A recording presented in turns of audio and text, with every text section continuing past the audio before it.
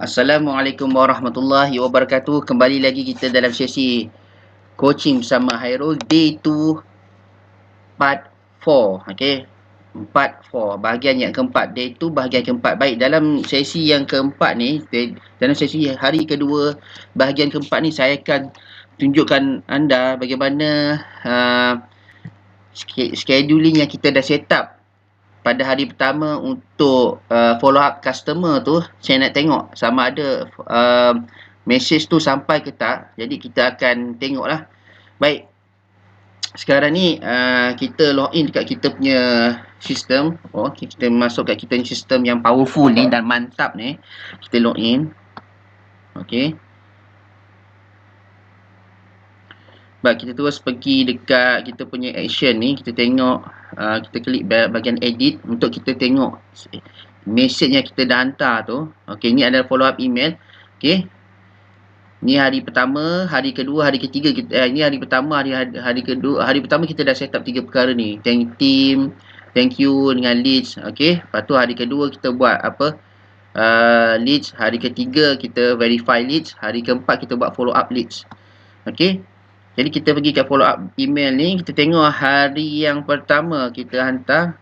Sebelum tu saya nak beritahu dengan korang. Jadi kalau kat sini dia letak message tu, dia priority kat sini dia kosong. Maksud dia bila once prospect tu must verify dia orang punya details, verify dia orang punya email ataupun verify dia orang punya phone number, automatically dia punya message tu automatically dia hantar terus. Maksud dia kalau you letak priority tu 0 days, maksud dia once dia verify you punya email tu terus sampai. Dia on the spot, instant. Maksud dia kosong tu, maksud dia instant terus hantar. Selepas dia verify lah. Kalau dia tak verify, dia tak hantar lah. Sebab benda tu, sebab prospek tu tak, email dia mungkin tak sah, ataupun dia punya phone number tak sah, jadi dia memang tak boleh hantar. Jadi kalau kosong, kalau dia verify, maksud dia database tu real, jadi valid dan sah. So automatik kosong tu bermaksud dia instant hantar, automatik hantar lah selepas dia verify.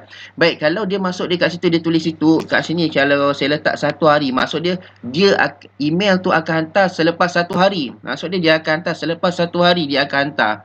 Maksud dia selepas dia verify, 1 hari selepas dia verify tu baru dia hantar. Okey. Yang ni kalau saya letak tukar nombor 2, itu maksud dia selepas 2 hari dia verify email, dia verify email, dia verify dia punya phone number, selepas 2 hari baru dia hantar. Jadi macam itulah berikutnya.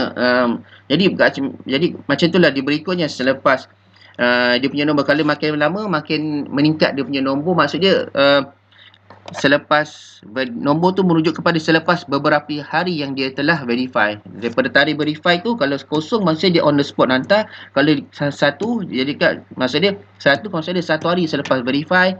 Kalau 2 hari dia letak nombor 2, maksud dia 2 hari selepas verify. Kalau tak nombor 3, maksud dia 3 hari selepas dia verify. Kalau nombor 10, maksud dia 10 hari selepas verify. Kalau sebulan sampai, kalau 30 hari, selepas dia verify. Nampak? Jadi benda tu schedule, kita boleh buat schedule. Jadi maksud dia kat sini, kita boleh buat follow up customer tu. Hari pertama kita boleh buat, hari kedua boleh buat, hari ketiga kita boleh buat. Tapi korang kena faham kita dengan customer ni jangan terlampau hari-hari hantar. Jadi dia orang ni bosan. Jadi kalau korang nak hantar hari-hari boleh, tapi hantar yang value added. Jangan hantar yang merepek-repek. Nak buat sharing ke, nak buat tips tricks pun boleh, tapi jangan selalu hantar, sebab customer nanti rasa macam spam. Dia orang ada privacy. Jadi sama macam kita juga, kita pun hari-hari kena perlu ada privacy. Jadi kalau hari-hari orang datang rumah kita tak ada privacy, betul tak? Jadi kita kena ada yang hari yang on, ada hari off. Jadi macam mana nak buat copywriting tu, itu kemudian nanti saya akan ajar. Sebab hari ni kita nak tunjukkan bagaimana fungsi follow up email tu sampai masuk kat email. Jadi baik, jadi kita terus lihat. Yang ni kalau korang tengok ke atas kan, ni maksud hari pertama, hari kedua kan. Jadi kita boleh tahu hari ketiga, hari keempat, bla bla bla bla lah kan. Jadi kita tengok dekat email kita hantar itu. Nampak kat sini, kalau kau tengok kat sini, email tu dah masuk. Nampak nama ni, business product kurus. Nampak tak? Business product kurus maksudnya korang punya business lah. Kalau korang tak ada business product apa ni, business product MLM, jadi masuk business product MLM. Kalau business product Hisham, masuk ke business product Hisham. Kalau masuk ke business product Norma, masuk ke business product Norma. Jadi macam itulah sebahagiannya selama-lamanya. Jadi kita lihat Jadi lihat masa ni dia masuk pukul 8 pagi. Nampak kalau dilihat dekat situ dia masuk pukul 8 pagi. 8 pagi kan. Maksudnya dia hantar satu hari itu saya tak minus satu hari selepas dia verify. Jadi saya tulis situ ini ada nama business product kita ataupun nama syarikat kita, tapi better letak nama kita punya business lah yang merujuk kita punya produk tu. Kan. Jangan kita letak macam program-program scammer, contohnya program jutawan sana, program jutawan sini, itu jadi orang scam kan, akan nampak macam scam. Kita letak nama syarikat kita juga. Tu letak contohnya Hisham Seniam Berhad, Norma Seniam Berhad, Fadli Seniam Berhad, Siti Seniam Berhad, Afifi Seniam Berhad. Letaklah macam mana kan. Letak. Sebab apa? Bila kau letak nama kau orang kat situ, dia akan buat brand awareness. Brand awareness untuk kau punya bisnes ni. Jadi bila kau buat macam ni, customer kau tu kau akan dapat dia automatik tahu kau orang ni seorang internet marketer, dan kau tak perlu pun secara tak langsung kau dah mempromosi kau punya bisnes. Kau telah mempromosi kau punya nama, kau telah buat brand awareness. Kau telah buat brand awareness untuk kau orang punya bisnes sendiri. Ingat, kau nampak tak? Jadi kat situ penting untuk brand awareness supaya orang kenal yang kau ni siapa. Orang kenal siapa Afifi, orang kenal siapa Fadli, orang kenal siapa Norma, orang kenal siapa Hisham, orang kenal siapa siapa dan siapa lagi lah kan.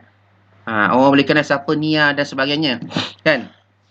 Jadi korang boleh faham tak apa mesej saya. Jadi kita lihat kat sini, terima kasih kerana mendaftar ni. Kita lihat email kita. Kita klik. Okey, jadi korang nampak tak? Korang nampak kat sini ada kita punya email yang kita hantar tu. Hai, terima kasih kerana mendaftar, melanggan, sila subscribe, follow, komen, serah bla bla bla. Thanks Norma.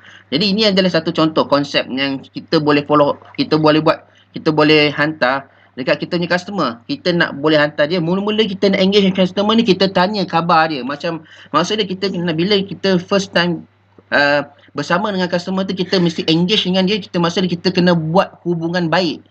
Kita kena buat hubungan baik. Jangan menjual. Korang jangan sekali menjual untuk mesej yang pertama tu. Mesej pertama, kedua, ketiga jangan menjual. No menjual. Hari pertama adalah mesej kepada pengenalan.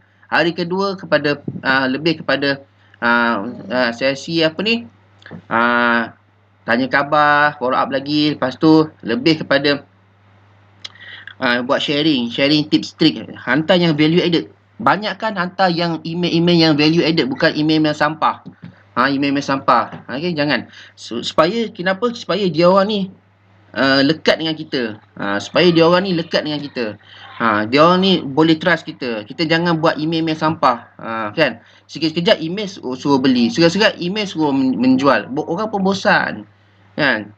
Kita nak orang buka email kita kerana value added. Aku nak buka email daripada Norma Seniam Berhad ni, sebab Norma Seniam Berhad ni selalu bagi aku tips and tricks macam mana nak meningkatkan jualan. Macam mana aku nak dapatkan customer, macam mana aku boleh bantu family aku.